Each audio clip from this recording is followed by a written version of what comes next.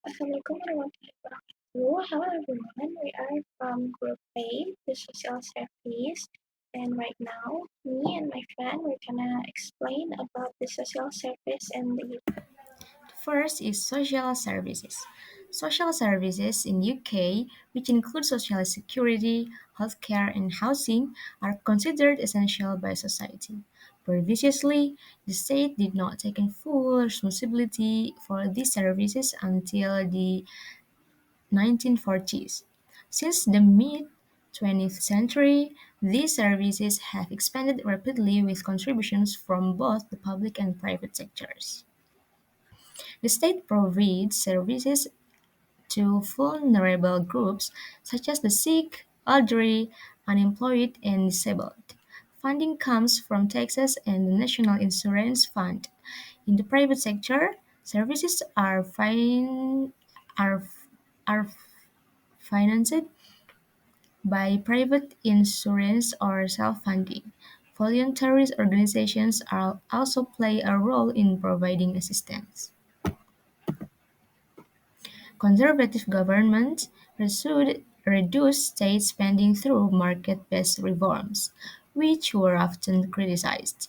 Labor governments since 1997 have focused on reforms to reduce poverty, encourage self-insurance, and direct the unemployed into work. These policies represented a shift in responsibility for social services from the state to individuals, with the private sector increasingly involved.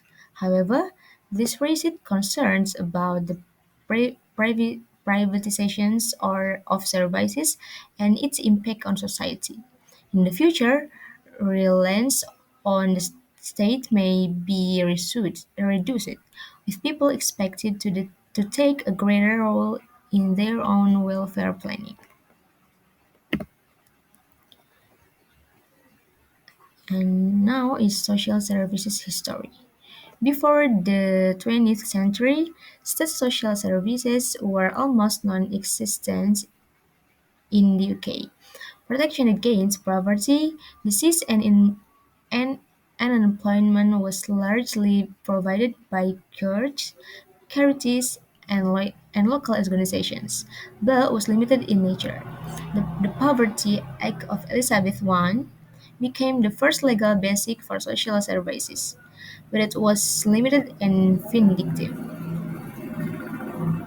Poverty was seen as the result of laziness, not the responsibility of the state.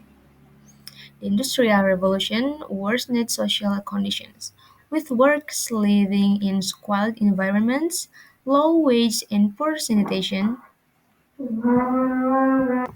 As a result, infectious diseases such as typhoid and tuberculosis plagued the 20th century.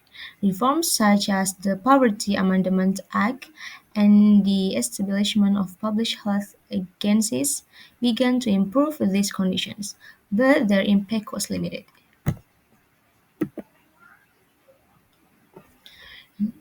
In the 19th century, reforms in housing, health, and working conditions were made, but they were still paternalistic. The state was reluctant to support workers' organizations, so workers set up social clubs for basic protection. In the early 20th century, the Liberal government introduced reform programs such as old age pensions and health insurance, but their impact was limited. The Beveridge Report became a turning point, recommending a system of social security and free health care financed by national insurance contributions. Massive implementation was undertaken by the Labour government, creating the basic of the modern welfare state in the UK. The next is changing family and demographic structures. Change in family structure and demographics in UK affects the provision of social services in both the public and private sectors. The nuclear family, parents parents and children, remains dominant, but is declining in numbers. Marriage is becoming less popular, with an increase in couples living together and living alone. Divorce rates are high, with 4 out of 10 marriages ending in divorce, affecting many children. Non-material birth increased, mainly due to cohabitation and single mothers, who accounted for 39% of birth. Average family size is declining below the population replacement rate, while the number of retirees exceeds the number of children since 2008. Women are delaying childbearing for education and career reasons, with an average age of first child of 28 years. The aging population presents a major challenge. The elderly, who make up 19%, who make up 16% of the population, are mostly cared for by families, not the state. However, the number of population with disabilities is increasing, and the burden of care on families is also growing. These changes show a decline in marriage, more small families, and increase in single-parent families, and more people living alone. And all this puts additional pressure on social service, health and housing systems, and demands reform and greater support from the government. The next is social security. The social security system in the UK provides benefits to public through the institutions of the Department of Work and Pensions, financed by taxes and national insurance fund contributions. The system includes three types and benefits. The first, contributory benefits for workers who pay contributions such as the state pension, maternity benefits, sickness benefits, and job seeker allowance. Second is income-related benefits for groups with low incomes such as income support, working family tax credit, housing allowance, and child allowance. The third is special needs benefits. This is for specific disabilities or family needs. Despite providing a safety net, Social Security faces challenges. The first is poverty. About 25% of the population lives below the poverty line, including 4.05 million children. Second is high cost. High cost takes up 30% of public spending and is expected to increase as the population ages and more people need assistance. The third is complexity. The complex system is prone to fraud and it's difficult to ensure assistance is targeted. And the next will explain by Jasmine. National Health Service (NHS). 1. Establishment and working system. The NHS was established in 1947 by the Labour government as a free health service based on recommendation of the Beveridge Report. The service include hospital, doctor, nurses, midwife, and other medical services. However, some services such as prescription, dental care, and eye examination are now chargeable, depending on age, income, or social status. 2. Funding and challenges. The NHS is tax funded and account for 50% of government spending, 43.4 billion euro per year, but only 6% of the UK's GDP, lower than other developed countries. Shortage in budget, bed, staff, and facility are major problems caused by increasing demand and limited funding. 3. Structure and management. The government is responsible through the Department of Health, with service managed by primary care group at a local level. General practitioners are the first port of call, while patients with special need are referred to specialist hospital. 4. Doctor.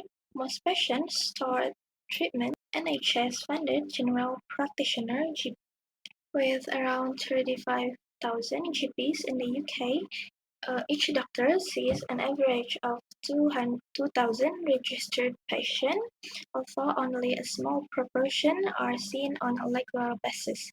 The majority of GPs work in group practice that share facilities, while patients are usually registered with the GP of their choices. Alternative services such as NHS Direct allow for telephone consultation, although their effectiveness is debated. 5. Criticism and improvement effort.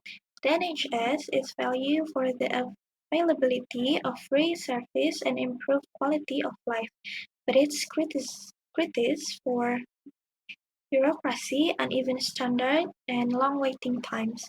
Proposed improvements include increased funding, management efficiency, and public-private sector cooperation. Hospital.